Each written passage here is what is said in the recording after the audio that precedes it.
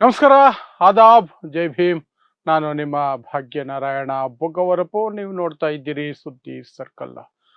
ನಾನು ಜೂನ್ 6ನೇ ತಾರೀಕು ಭಾರತಕ್ಕೆ ಬರ್ತಾ ಇದ್ದೀನಿ. ಎಲ್ಲರೂ ಏರ್ಪೋರ್ಟ್ಗೆ ಬನ್ನಿ. ಅಲ್ಲಿಂದ ನಾವು ದೇಶದ ಶಿಕ್ಷಣ ಸಚಿವ ಧರ್ಮೇಂದ್ರ ಪ್ರಧಾನ್ ಅವರ ರಾಜೀನಾಮೆಯನ್ನು ಕೇಳೋಣ, ಕಂಪ್ಲೇಂಟ್ ಕೊಡೋಣ, ಪ್ಲಸ್ ಜಂತರ್ ಮಂತರ್ನಲ್ಲಿ ಪ್ರತಿಭಟನೆ ಮಾಡೋಣ ಅನ್ನೋದ್ರ ಜೊತೆಗೆ ಇನ್ನೂ ಸಾಕಷ್ಟು ವಿಚಾರಗಳನ್ನ ಕಾಕ್ರೋಚ್ ಜನತಾ ಪಾರ್ಟಿಯ ಸಂಸ್ಥಾಪಕ ಅಭಿಜಿತ್ ದೀಪ್ಗೆ ವಿಡಿಯೋ ಸಂದೇಶದ ಮೂಲಕ ಬಿಟ್ಟಿದ್ದಾರೆ. ಸೊ ಇಡೀ ವಿಡಿಯೋದಲ್ಲಿ ಏನೆಲ್ಲ ವಿಚಾರಗಳನ್ನ ಮಾತಾಡಿದ್ದಾರೆ ಮತ್ತು ಆವತ್ತು ಭಾರತಕ್ಕೆ ಬಂದರೆ ಭಾರತ ಸರ್ಕಾರ, ನರೇಂದ್ರ ಮೋದಿ ಸರ್ಕಾರ, ಅಮಿತ್ ಶಾ ಗೃಹ ಮಂತ್ರಿಯಾಗಿರುವ ಸರ್ಕಾರ ಯಾವ ರೀತಿ ಅದನ್ನ ಹ್ಯಾಂಡಲ್ ಮಾಡಬಹುದು ಅನ್ನೋದ್ರ ಬಗ್ಗೆ ಒಂದಷ್ಟು ನನ್ನ ಅಭಿಪ್ರಾಯವನ್ನು ತಿಳಿಸುವಂತಹ ಪ್ರಯತ್ನವನ್ನು ಮಾಡ್ತೀನಿ. ಸೊ ಕಾಕ್ರೋಚ್ ಜನತಾ ಪಾರ್ಟಿ ಹೇಗೆ ಬಂತು ಅನ್ನೋದು ನಿಮ್ಗೆಲ್ರಿಗೂ ಗೊತ್ತೇ ಇರುತ್ತೆ. ಈ ದೇಶದ ಚೀಫ್ ಜಸ್ಟಿಸ್ ಚಂದ್ರಕಾಂತ್ ಅವರು ಈ ದೇಶದ ನಿರುದ್ಯೋಗಿಗಳನ್ನ ಉದ್ದೇಶಿಸಿ, ಈ ನಿರುದ್ಯೋಗಿಗಳೆಲ್ಲ ಪ್ಯಾರಾಸೈಟ್ಗಳು, ಕಾಕ್ರೋಚ್ಗಳು, ಅವ್ರಿಗೆ ಬೇರೆ ಕೆಲಸ ಇರೋದಿಲ್ಲ, ಎಲ್ಲೆಲ್ಲೋ ಸೇರ್ಕೊಂಡು ಬಿಡ್ತಾರೆ. ಮಾಧ್ಯಮ, ಸೋಷಿಯಲ್ ಮೀಡಿಯಾ ಮತ್ತೆ RTI ಕಾರ್ಯಕರ್ತರು ಅಂತ ಹೇಳ್ಕೊಂಡು ಎಲ್ಲೆಲ್ಲೋ ಬಂದು ವ್ಯವಸ್ಥೆಯಲ್ಲಿ ನುಸುಳಿ ಅದನ್ನ ಏನೋ ಒಂದು ಗತಿ ಕಾಣಿಸ್ತಾರೆ ಅನ್ನುವ ರೀತಿಯಂತ ಒಂದು ಹೇಳಿಕೆಯನ್ನ, ಒಂದು ಅಬ್ಸರ್ವೇಷನ್ ಅನ್ನ ಒಂದು ಕೇಸಿನ ಸಂದರ್ಭದಲ್ಲಿ ಈ ದೇಶದ ಮುಖ್ಯ ನ್ಯಾಯಮೂರ್ತಿಗಳು, ಸುಪ್ರೀಂ ಕೋರ್ಟ್ನ ಮುಖ್ಯ ನ್ಯಾಯಮೂರ್ತಿ ಕೊಟ್ಟಿದ್ರು.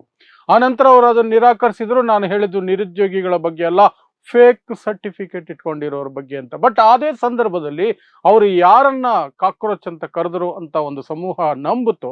ಆ ಸಮೂಹ ಸಿಟ್ಟಲ್ಲಿ ಇರಬೇಕಾದ್ರೆ ದಿಢೀರ್ ಅಂತ ಒಂದು ವೆಬ್ಸೈಟ್ ಉತ್ಪತ್ತಿ ಆಯಿತು.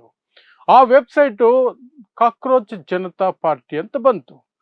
ಹಾಗೂ ಹೀಗೂ ಅದು ಸಿಕ್ಕಾಪಟ್ಟೆ ವೈರಲ್ ಆಯಿತು. ಎಲ್ಲ ಅದಕ್ಕೆ ಮೆಂಬರ್ ಆಗುವಂತಹ, ಜಾಯಿನ್ ಆಗುವ, ಲಾಗಿನ್ ಆಗುವ ಕೆಲಸಗಳು ಶುರು ಮಾಡಿದ್ರು. ಇನ್ಸ್ಟಾಗ್ರಾಮ್ನಲ್ಲಿ 23 ಮಿಲಿಯನ್ ವರೆಗೆ ಈಗ ತಲುಪಿದ್ದಾರೆ. 23 ಮಿಲಿಯನ್. ಸೊ ಯಾರದು ಇದು ಅಂತ ನೋಡಿದಾಗ, ಅಮೆರಿಕದ ಬಾಸ್ಟನ್ ಯೂನಿವರ್ಸಿಟಿಯಲ್ಲಿ ಓದ್ತಾ ಇರುವಂತಹ ಭಾರತದ ಮಹಾರಾಷ್ಟ್ರದ ವಿದ್ಯಾರ್ಥಿ, ಮಹಾರಾಷ್ಟ್ರದ ಯುವಕ ಅಭಿಜಿತ್ ದೀಪ್ಗೆ ಅನ್ನುವಂಥವರು ಇದನ್ನ ಮಾಡಿದ್ದಾರೆ ಅನ್ನುವಂಥದ್ದು ಕನ್ಫರ್ಮ್ ಆಯಿತು. ಆ ನಂತರ ಅವರು ಸಹ ಸ್ಪಷ್ಟನೆ ಕೊಟ್ಟರು, ನಾನು ಇದನ್ನ ಆಕ್ಚುಲ್ ಆಗಿ ಒಂದು ಕಾಮಿಡಿಯಾಗಿ, ಒಂದು ಪ್ರತಿರೋಧದ ಧ್ವನಿಯಾಗಿ ನಾನು ವಿಮರ್ಶೆ ಮಾಡೋದಕ್ಕೆ ಅಂತ ಮಾಡಿದೆ. ಜನ ಇದನ್ನ ಗಂಭೀರವಾಗಿ ತಗೊಂಡಿದ್ದಾರೆ, ಕೋಟ್ಯಂತರ ಜನ ಸೇರ್ಕೊಂಡಿದ್ದಾರೆ ಅಂತ. ಆಗ ಎಚ್ಚೆತ್ತುಕೊಂಡಂತಹ ಈ ದೇಶದ ಸರ್ಕಾರ, ನರೇಂದ್ರ ಮೋದಿ ಸರ್ಕಾರ, ಇಂತಹದನ್ನೆಲ್ಲ ಸಹಿಸಲ್ವಲ್ಲ. ಸಂವಿಧಾನಾತ್ಮಕವಾಗಿ ಏನ್ ನಡೆದ್ರು ನರೇಂದ್ರ ಮೋದಿ ಸರ್ಕಾರ ಸಹಿಸೋದಿಲ್ಲ, ಅಮಿತ್ ಶಾ ಸಹಿಸೋದಿಲ್ಲ. ಜನಪರವಾದಂತಹ ಯಾವ ಧ್ವನಿಗಳನ್ನು ಅವರು ಸಹಿಸ್ಕೊಳ್ಳೋದಿಲ್ಲ. ಅದನ್ನ ಹತ್ತಿಕ್ಕೇ ತೀರ್ತಾರೆ ಅವರು, ಹತ್ತಿಕ್ಕೇ ತೀರೋದು. ಸೊ ಏನ್ ಮಾಡಿದ್ರು, ಎಲ್ಲ ಬ್ಲಾಕ್ ಮಾಡ್ಕೊಂಡು ಬಂದ್ರು. ಫೇಸ್ಬುಕ್ ಬ್ಲಾಕ್ ಮಾಡಿದ್ರು, ಎಕ್ಸ್ ಖಾತೆ ಬ್ಲಾಕ್ ಮಾಡಿದ್ರು, ಇನ್ಸ್ಟಾಗ್ರಾಮ್ಗಳನ್ನ ಹ್ಯಾಕ್ ಮಾಡಿದ್ರು. ಆ ನಂತರ ವೆಬ್ಸೈಟೇ ಬ್ಲಾಕ್ ಆಗೋಯ್ತು, ಏನೇನೋ ಆಗೋಯ್ತು. ಒಟ್ಟಿನಲ್ಲಿ ಪ್ಲಾಟ್ಫಾರ್ಮ್ಗಳೆಲ್ಲ ಆಲ್ಮೋಸ್ಟ್ ಈಗ ಕೈ ತಪ್ಪಿ ಹೋಗಿದ್ದಾವೆ ಕಾಕ್ರೋಚ್ ಜನತಾ ಪಾರ್ಟಿದು. ಬೇರೆಯವರು ಮಾಡಿದ್ರು ಅದನ್ನು ಬ್ಲಾಕ್ ಮಾಡ್ಕೊಂಡು ಕೂತಿದ್ದಾರೆ. ಇದರ ನಡುವೆ ಅದರ ಪಾಪ್ಯುಲಾರಿಟಿ ಮಾತ್ರ ಕುಗ್ಲಿಲ್ಲ. ಎಲ್ಲೆಲ್ಲೂ ಕಾಕ್ರೋಚ್ ಕಾಕ್ರೋಚ್ ಕಾಕ್ರೋಚ್ ಅನ್ನುವಂತಹ ಮಾತುಗಳು, ಕಾಕ್ರೋಚ್ ಬಗ್ಗೆ ಚರ್ಚೆಗಳು ಶುರುವಾಯಿತು. ಕೆಲವರು ಅದು ಅಧಿಕೃತ ಪಾರ್ಟಿ ಅನ್ನೋ ರೀತಿಯಲ್ಲಿ ಪ್ರತಿಭಟನೆಗಳನ್ನು ಸಹ ಕಾಕ್ರೋಚ್ ಜನತಾ ಪಾರ್ಟಿ ಹೆಸರಿನಲ್ಲಿ ಮಾಡೋದಕ್ಕೆ ಶುರು ಮಾಡಿದ್ರು ಅಲ್ಲಲ್ಲಿ. ಅದಕ್ಕೆ ಉತ್ತರಿಸಿದಂತಹ ಪ್ರತಿಕ್ರಿಯೆ ಕೊಟ್ಟಂತಹ ಅಭಿಜಿತ್ ದೀಪ್ಗೆ, ಈಗಲೇ ನಾವು ಪ್ರತಿಭಟನೆಗಳಿಗೆ ಹೋಗುವ ಅವಶ್ಯಕತೆ ಇಲ್ಲ, ನಾವಿನ್ನೂ ಸಹ ಯೋಚನೆ ಮಾಡಿ ಮುಂದಕ್ಕೆ ಹೋಗಬೇಕಾಗತ್ತೆ ಅಂತ ಹೇಳಿ ಇನ್ನೊಂದು ವೆಬ್ಸೈಟ್ ಮಾಡಿ ಅಲ್ಲಿ ನಿಮ್ಮ ಅಭಿಪ್ರಾಯಗಳನ್ನ ತಿಳಿಸಿ, ಯಾವ್ಯಾವ ವಿಚಾರದ ಮೇಲೆ ನಾವು ಹೋರಾಟ ಮಾಡಬಹುದು ಅನ್ನೋದ್ರ ಬಗ್ಗೆ ಬರೀರಿ ಅಂತೆಲ್ಲ ಆಪ್ಷನ್ಗಳನ್ನ ಕೊಟ್ಟರು. ಅದರ ಕಂಪ್ಲೀಟ್ ಡೀಟೇಲ್ಸ್ ಅನ್ನು ಮೊನ್ನೆ ನಾನು ವಿಡಿಯೋ ಮಾಡಿ ತಿಳಿಸಿದ್ದೆ. ಸೊ ಈಗ ಲೇಟೆಸ್ಟ್ ಅಪ್ಡೇಟ್ ಏನಪ್ಪಾ ಅಂತಂದ್ರೆ, ನಿನ್ನೆ ಆಕ್ಚುಯಲ್ ಆಗಿ ಒಂದು ವಿಡಿಯೋ ಸಂದೇಶ ಬಂತು ಅಭಿಜಿತ್ ದೀಪ್ಗೆ ಕಡೆಯಿಂದ. ಆ ವಿಡಿಯೋ ಸಂದೇಶದಲ್ಲಿ ಏನಿದೆ ಅದನ್ನೊಂಚೂರು ವಿವರಿಸುವಂತಹ ಪ್ರಯತ್ನವನ್ನು ಮಾಡ್ತೀನಿ. ಅದರಲ್ಲಿ ಆಸ್ ಯೂಶುವಲ್ ನೀಟ್ ಪರೀಕ್ಷೆಯಿಂದ ಆಗಿರುವ ಅನ್ಯಾಯ, ಲಕ್ಷಾಂತರ ವಿದ್ಯಾರ್ಥಿಗಳಿಗೆ ಆಗಿರುವಂತಹ ದ್ರೋಹ ಮತ್ತು 4 ಜನ ಮಕ್ಕಳು ಆತ್ಮಹತ್ಯೆ ಮಾಡ್ಕೊಂಡಿದಾರಲ್ಲ ವಿದ್ಯಾರ್ಥಿಗಳು, ಅದರಿಂದ ಮನನೊಂದು ಅದರ ಬಗ್ಗೆ ಪ್ರಸ್ತಾಪ ಇದೆ.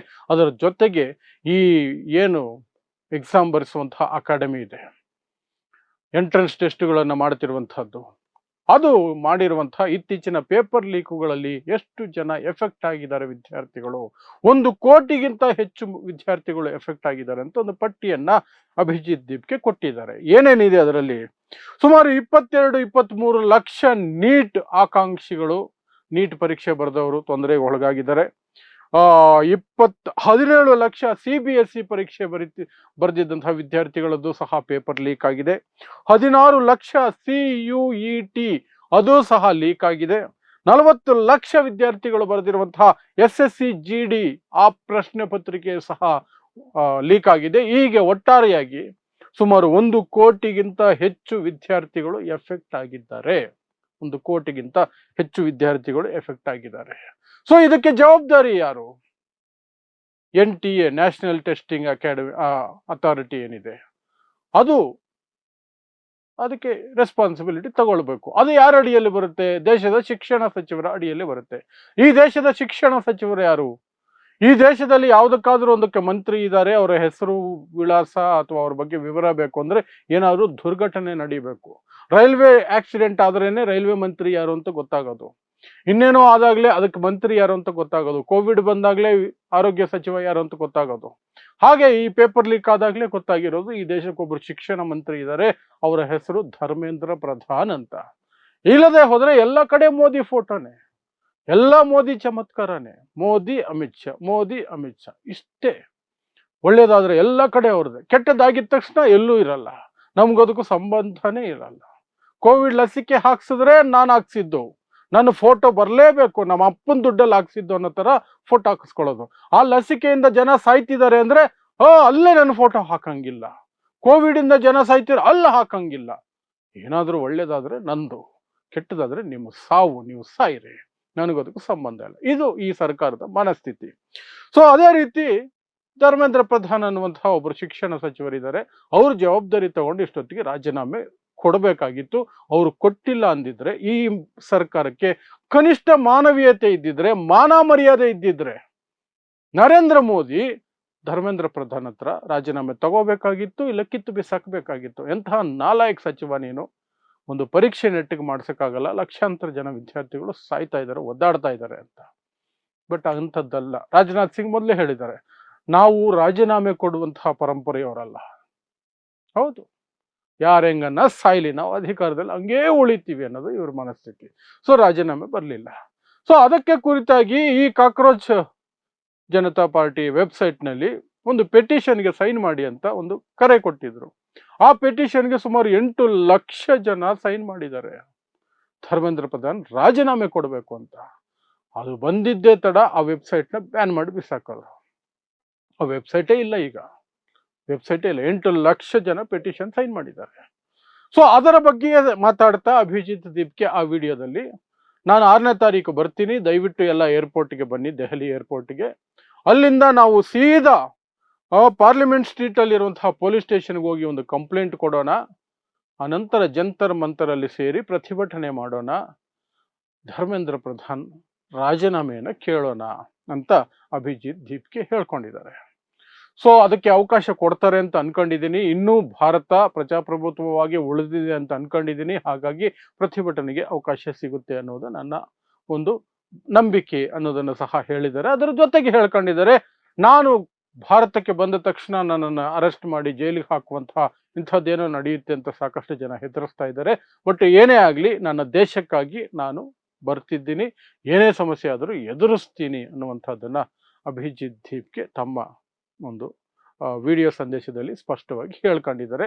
ಅಲ್ಲಿಗೆ ಅವರು 6ನೇ ತಾರೀಕು ಬರೋದು ಕನ್ಫರ್ಮ್ ಆಯ್ತು. ಇನ್ನು ಸರ್ಕಾರ ಏನು ಮಾಡುತ್ತೆ, ಸರ್ಕಾರ ಏನು ಮಾಡುತ್ತೆ ಆ ಸಂದರ್ಭದಲ್ಲಿ ಇವರ ಮನಸ್ಥಿತಿಗಳನ್ನ ನೋಡಿದಾಗ, ನರೇಂದ್ರ ಮೋದಿ ಅಮಿತ್ ಶಾ ಮನಸ್ಥಿತಿ 2002ರ ಗುಜರಾತ್ ದಂಗೆಗಳು ಹತ್ಯಾಕಾಂಡದಿಂದ ಹಿಡಿದು ಇಲ್ಲಿಯವರೆಗೆ ನೋಡಿದಾಗ, ರೈತರ ಪ್ರತಿಭಟನೆ ಸಂದರ್ಭದಲ್ಲಿ ಇವರು ನಡ್ಕೊಂಡಿರುವಂತಹ ರೀತಿಯನ್ನು ನೋಡಿದಾಗ, ವಿಪಕ್ಷಗಳ ಪ್ರತಿಭಟನೆಗಳ ಸಂದರ್ಭದಲ್ಲಿ ಇವರು ತೋರಿಸಿರುವಂತಹ ಕ್ರೌರ್ಯವನ್ನು ನೋಡಿದಾಗ, ಏರ್ಪೋರ್ಟ್ ಬಳಿ ಜನ ಸೇರೋದಕ್ಕೆ ಇವರು ಬಿಡಲ್ಲ. ಮೊದಲನೇ ಸ್ಟೆಪ್ ಅಭಿಜಿತ್ ದೀಪ್ಗೆ ಬರೋ ಹೊತ್ತಿಗೆ ಏರ್ಪೋರ್ಟ್ ಹತ್ರ ಬಿಡೋದಿಲ್ಲ.